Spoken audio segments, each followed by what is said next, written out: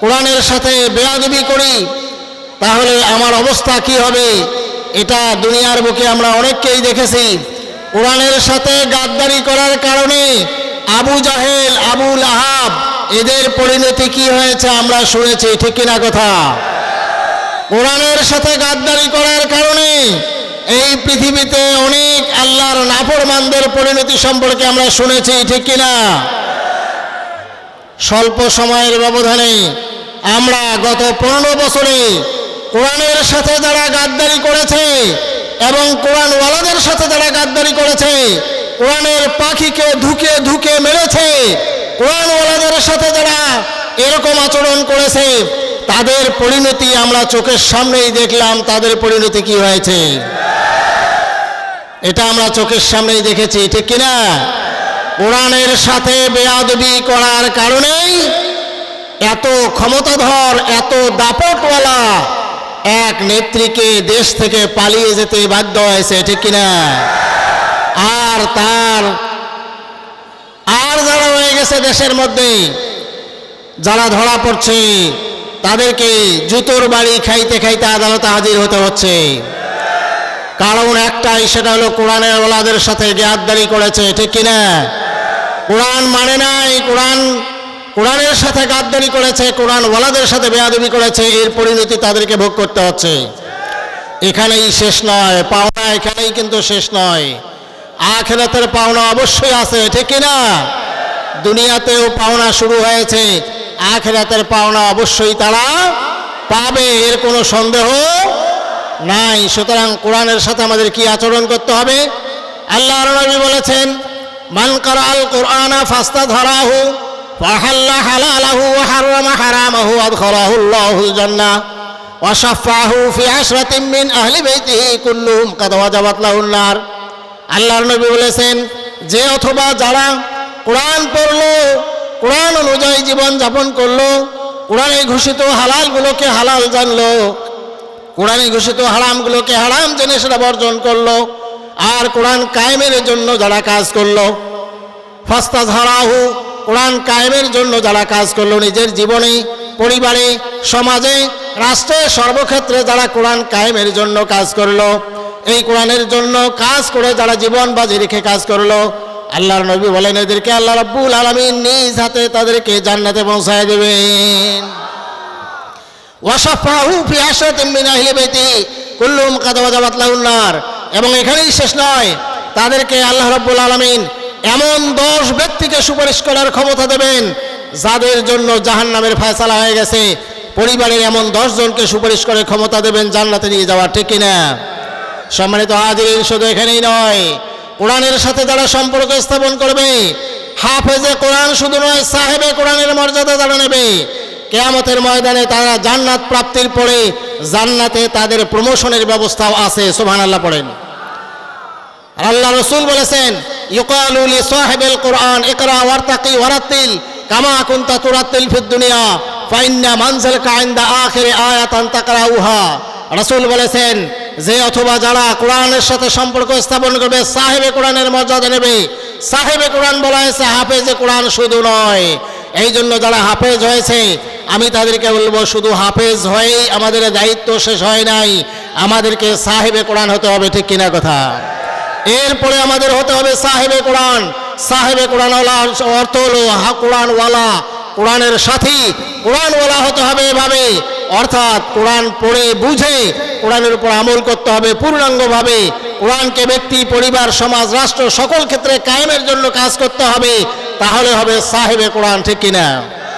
এই সাহেবে কোরআনদেরকে আল্লাহ বলবেন, কিয়ামতের ময়দানে জান্নাতে প্রবেশ করানোর পরে, হিসাব নিকাশের পরে, জান্নাত দেওয়ার পরে আল্লাহ রাব্বুল আলামিন এই সাহেবে কোরআনদেরকে ডাকবে। কোথায় সাহেবে কোরআনরা? সাহেবে কোরআনরা যখন দাঁড়িয়ে যাবে, আল্লাহ রাব্বুল আলামিন ঘোষণা দেবেন, তোমরা কোরআনের আয়াত একটা একটা করে তেলাওয়াত করো।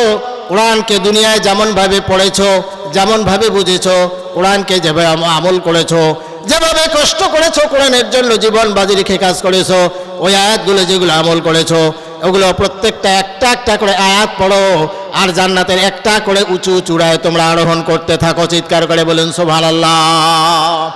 আরো বলা হবে, এই আয়াত শেষ পড়তে পড়তে শেষ আয়াতটা যেখানে পড়বে সেটাই হলো তোমার ঠিকানা। এভাবে জান্নাতের মধ্যে জান্নাতীদের সাহেবে কোরআনদের এখানে প্রমোশনের ব্যবস্থা করে দেওয়া হবে। চিৎকার করে বলুন সুবহানাল্লাহ। সুতরাং কোরআনওয়ালা হতে হবে। কোরআনের সাথে গাদ্দারি করে আপনি যত আমল করেন কোনো লাভ হবে না, কোনো আমল কবুল হবে না। কোরআনওয়ালা হতে হবে আমাদেরকে। এরপরে যেটা বলতে চাই সেটা হলো আমাদের বাচ্চাগুলোকে কোরআনের মাদ্রাসায় দিতে হবে। কেন?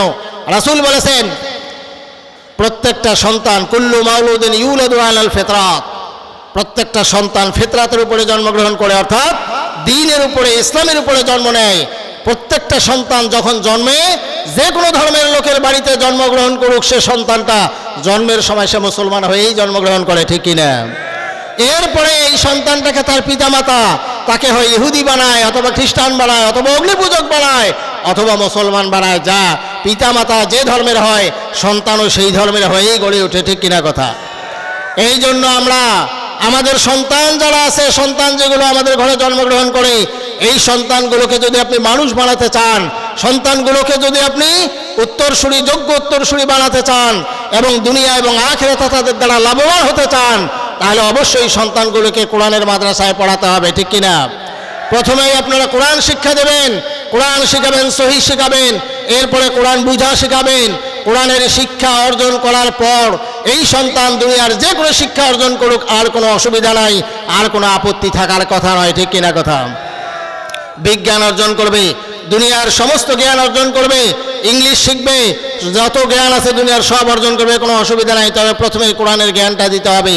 যদি কোরআনের জ্ঞান দিয়ে আপনি তার শিক্ষা শুরু করতে পারেন, তাহলে ওই সন্তান হতে পারে চরিত্রবান, এই সন্তান হবে আপনার জন্য উপকারী, এই সন্তান হবে আপনার চক্ষু শীতলকারী, এবং এই সন্তান আপনার পরকালে যাওয়ার পরেও এই সন্তান হবে আপনার জন্য সহযোগী, ঠিক কিনা কথা? আর যদি সন্তানকে আপনি শিক্ষা দিতে না পারেন, দুনিয়ার যত শিক্ষাই গ্রহণ করান, দুনিয়ার সব ডিগ্রি অর্জন করেছে কিন্তু কোরআনের জ্ঞান নাই, তাকে বলা হয়েছে এই পণ্ডিত। এই পণ্ডিতটা হচ্ছে মূর্খ পণ্ডিত, এর আসলে কোনো দাম নাই, ঠিক কিনা কথা? এই জন্য আমাদের সন্তানগুলোকে কোরআনের মাদ্রাসায় দিতে হবে। কোরআনের মাদ্রাসায় সন্তানগুলোকে দেবেন, কোরআনের মাদ্রাসা ভরিয়ে দেবেন, পড়াশোনা করাবেন। বাংলাদেশের শিক্ষা ব্যবস্থা, সমস্ত ব্যবস্থাপনা ধ্বংস করে দেওয়া হয়েছে গত 15 বছরে, তার মধ্যে শিক্ষা ব্যবস্থা ধ্বংস করে দেওয়া হয়েছে, ঠিক কিনা? মাদ্রাসা বলেন, স্কুল বলেন, কলেজ বলেন, কোথাও সঠিক কোরআনের শিক্ষা নাই। কোরআনের শিক্ষা শুধুমাত্র পাবলিক মাদ্রাসা যেগুলো জনগণের টাকায় পরিচালিত, এই সমস্ত মাদ্রাসা, হেফজোখানা এবং নুরানি মাদ্রাসা, এইগুলোতেই কোরআন শিক্ষার যথার্থ ব্যবস্থাপনা আছে। এই জন্য আমরা আশা করি এই মাদ্রাসাগুলোর দায়িত্বে যারা আছেন তারা কোরআনের সঠিক শিক্ষা দেবেন, এবং আমরা যারা আছি আমরা আমাদের সন্তানগুলোকে কোরআনের মাদ্রাসায় দিয়ে আমরা মাদ্রাসাগুলোকে জাঁকজমকপূর্ণ অবস্থানে নিয়ে আসব, সহযোগিতা করব মাদ্রাসাগুলো চলার ক্ষেত্রে, এবং সকল ধরনের সহযোগিতার মাধ্যমে এই মাদ্রাসাগুলো টিকিয়ে রাখার জন্য আমরা চেষ্টা করব, ঠিক কিনা কথা? পারবো তো ইনশাআল্লাহ? সর্বোপরি কথা হচ্ছে কোরআনের রাজ কায়েমের জন্য আমাদের কাজ করতে হবে। তার কারণ এই দায়িত্ব দিয়েই আমাদেরকে দুনিয়ায় পাঠানো হয়েছে, ঠিক কিনা কথা? আল্লাহ বলেছেন কুনতুম খায়রা উম্মাতিন উখরিজাত লিন-নাস তা'মুরুনা বিল মা'রুফ ওয়া তানহাউনা আনিল মুনকার ওয়া তু'মিনুনা বিল্লাহ। আল্লাহ রাব্বুল আলামিন বলেছেন তোমরাই হলে শ্রেষ্ঠ উম্মত, আর তোমাদেরকে পৃথিবীতে আনাই হয়েছে মানবতার কল্যাণ সাধনের জন্য। মানবতার কল্যাণ সাধনের দায়িত্ব দিয়ে আমাদেরকে পৃথিবীতে আনা হয়েছে। সুতরাং এখানে শুধু খাওয়া দাওয়ার ফুর্তি করো, নিজেরা খেয়ে বেঁচে থাকলেই যথেষ্ট নয়, আমাদেরকে পৃথিবীতে আনা হয়েছে মানবতার কল্যাণ সাধনের জন্য। সুতরাং মানবতার কল্যাণ সাধনের জন্য নবী এবং রাসূলগণ যে দায়িত্ব পালন করেছেন, যে কষ্ট সহ্য করেছেন, সকল নবী জীবনভর কষ্ট সহ্য করেছেন এবং সকলেই মৃত্যুর মুখোমুখি জীবন সায়ান্নে গিয়ে তারা জীবন ধারণ করেছেন। হযরত নূহ আলাইহিস সালামকে কষ্ট করতে হয়েছে, হযরত ইব্রাহিম আলাইহিস সালামকে আগুনে ফেলে দেওয়া হয়েছে, হযরত ঈসা আলাইহিস সালামকে শূলবিদ্ধ করে মারার চেষ্টা করা হয়েছে, মুহাম্মদ রাসূলুল্লাহ সাল্লাল্লাহু আলাইহি ওয়াসাল্লাম তাকেও বাড়ি ঘেরাও করা হয়েছে মেরে ফেলার জন্য। সকল নবীকে এই দুনিয়া থেকে ওই কায়েমি স্বার্থবাদী গোষ্ঠী দুনিয়া থেকে বিদায় করার ষড়যন্ত্র করেছে। কাউকে কাউকে শহীদ করে দেওয়া হয়েছে, আর কাউকে কাউকে আল্লাহ হেফাজত করেছেন, ঠিক কিনা কথা? সুতরাং নবীর পথে যদি আপনি থাকতে চান আর নবীর সুপারিশ নিয়ে জান্নাতে যেতে চান, অবশ্যই আল্লাহর নবী যে দায়িত্ব পালন করেছেন ওই দলে সম্পৃক্ত হয়ে নবীর রেখে যাওয়া দায়িত্ব পালন করার জন্য আপনাকে সেই দলে সম্পৃক্ত হতে হবে, যেটা নবীর রেখে যাওয়া দল এবং নবীর আদর্শ কায়েমের জন্য যে দল কাজ করে সেই দলে আপনাকে সমবেত হতে হবে, ঐক্যবদ্ধ হতে হবে। সেই দলের কর্মী হয়ে যদি আপনি সেই দলের দায়িত্ব পালন করে যদি আপনি দুনিয়া থেকে বিদায় হতে পারেন, তাহলে বিসমিল্লাহ ওয়ালা মিল্লাত রাসূলিল্লাহ বলে কবরে রাখলে লাভ হবে, ঠিক কিনা? এবং এই মানুষগুলোকে কিয়ামতের দিন আল্লাহ যখন বলবেন যে ইয়াউমা নাদউ কুল্লা উনাসিম বিইমামিহিম, প্রত্যেক মানুষকে আল্লাহ বলবেন তোমাদের নেতা সহ করে তোমরা আমার দরবারে হাজির হও। ওই সময় আমাদের নেতা মুহাম্মদ রাসূলুল্লাহ সাল্লাল্লাহু আলাইহি সাল্লাম আমাদের নেতা হয়ে আমাদেরকে সুপারিশ করে জান্নাতে পৌঁছায় দেবেন, ঠিক কিনা কথা? আর যারা রসুলকে বাদ দিয়ে অন্য কোনো নেতার নামে স্লোগান দেয়, অন্য কোনো নেতার আদর্শ মানে, অন্য কোনো নেতার রাজনীতি করে, দুনিয়ার সুযোগ সুবিধা নিয়ে টাটকা টাটকা লাভ আর লোভে পড়ে যারা কাজ করে, তাদেরকে কিয়ামতের দিন তাদের নেতাদেরকে খুঁজতে খুঁজতে হয়রান হয়ে যাবে। নেতারা তাদেরকে দেখা দেবে না, ঠিক কিনা কথা? আজকেই আমরা দেখেছি বিপদ দেখে নেতা সমস্ত কর্মীদের ছেড়ে পালিয়ে গেছে, ঠিক কিনা কথা? সুতরাং কিয়ামতের দিন এই নেতারা তোমাকে সাথে নিয়ে আল্লাহর দরবারে যাবে, এই আশা করার কোনো সুযোগ আছে? সুতরাং আমাদেরকে সেই নেতার আনুগত্য করতে হবে যে নেতা আমাদেরকে কিয়ামতের দিনে একমাত্র সুপারিশকারী হবেন। তার আনুগত্য করতে হলে তার স্লোগান আমাদেরকে দিতে হবে, তোমার নেতা আমার নেতা, বিশ্বনবী মুস্তাফা যে দলের স্লোগান সেটাই হচ্ছে আপনার দল। সেই দলের নেতৃত্ব দিয়ে যারা দেন তাদের কাছে আপনাকে আসতে হবে, এসে আপনাকে আল্লাহর দিন কায়েমের ময়দানে ভূমিকা রাখতে হবে, রাসূলের আনুগত্য আপনাকে প্রতিষ্ঠিত করতে হবে এবং দিন কায়েমের সর্বাত্মক চেষ্টা করতে হবে। আর ভুল বোঝাবুঝি নয়, আর ফতোয়াবাজি নয়, আর ফিতনাবাজি নয়। আসুন আমরা ঐক্যবদ্ধভাবে বাংলাদেশ একটি সুন্দর পরিবেশ আমরা পেয়েছি, এই পরিবেশটাকে ধরে রেখে আল্লাহর দিন কায়েম করার জন্য আমরা সবাই ঐক্যবদ্ধ হই। এটাই আমাদের সবার একাত্ম হওয়া দরকার, ঠিক কিনা কথা? আর কোনো ফিতনাবাজি আমরা চাই না, আর কোনো ফতোয়াবাজি আমরা চাই না, আর কোনো বিভেদ আমরা চাই না।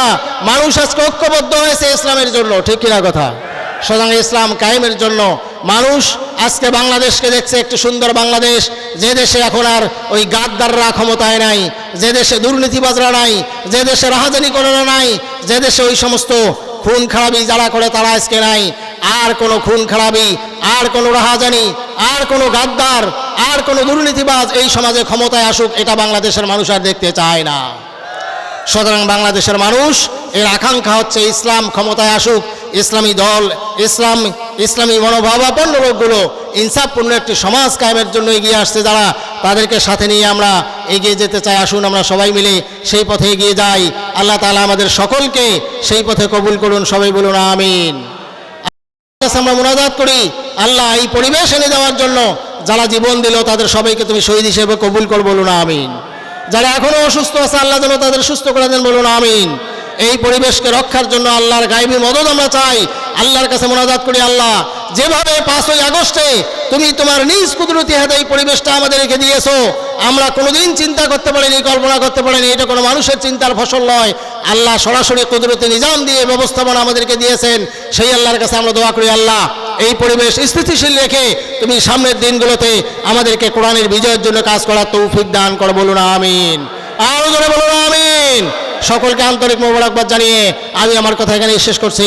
ওয়া আখিরু দাওয়ানা আনিল হামদুলিল্লাহি রাব্বিল আলামিন। আসসালামু আলাইকুম ওয়া রাহমাতুল্লাহি ওয়া বারাকাতুহু।